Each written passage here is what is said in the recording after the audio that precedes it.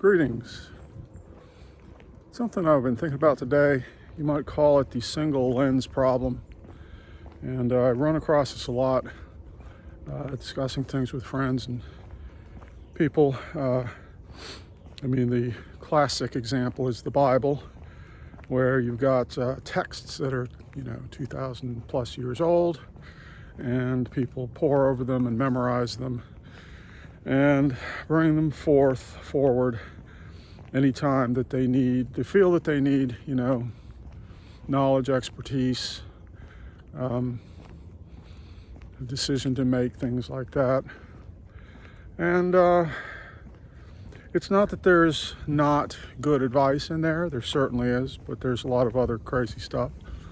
And the trouble with getting a text of some kind and following it verbatim and clinging to it like it's the final authority is that it can shut you off from a lot. And our society rewards us for memorization. And this begins early on in school, memorizing, the times tables, the alphabet, spelling, all these other things. So the trouble with memorization is that you can memorize stuff all day long and store it away in your library, in your head. And at the end of it, you think that you're smart because you have a whole bunch of information that's memorized. Well, the trouble is as soon as you observe something out here, are you truly observing it, or are you bringing your library to it? And unfortunately, that's what happens. You bring your memorized library to things, and that's how you see them. And so anyway, the trouble with these texts and things and memorization is that it tends to obscure reality. Now, to use animals as a obverse example,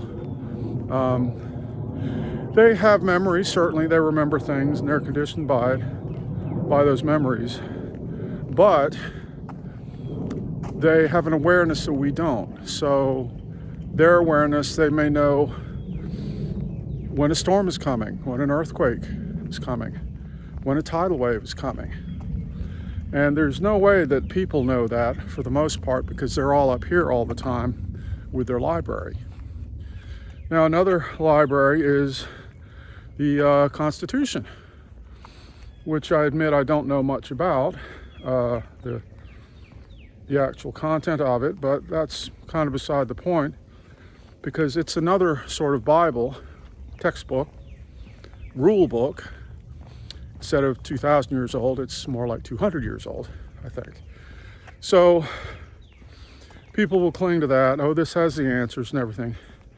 But what can happen, just like with the drama triangle?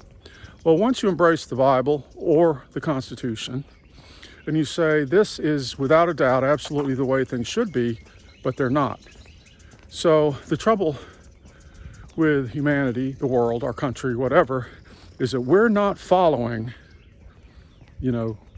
God, the founders, whatever. And so that can put you in a position where it's like, well, I'm a victim of these dumbasses not paying attention to, this wisdom, the way things should be. And things are so complicated that people need to pay attention to what's really happening, not what they're bringing to it. And so the single lens problem, as I call it, comes from using only one template to see things. Now, it could be any political party, it could be the Constitution, it could be the Bible, it could be any other religion, it could be other sciences, could be anthropology, could be psychology, could be all sorts of things, economics, you name it.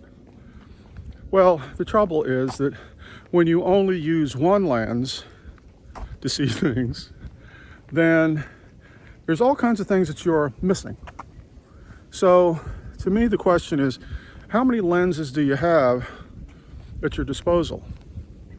So someone sent me something the other day about someone that wrote an influential book, I don't know, 100 years ago maybe, about something. I won't go into that.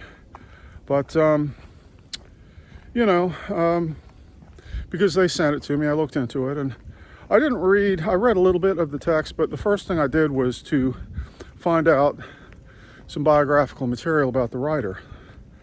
And I learned more from that than I did from the text, because knowing about him informed me as to why he wrote the book in the first place.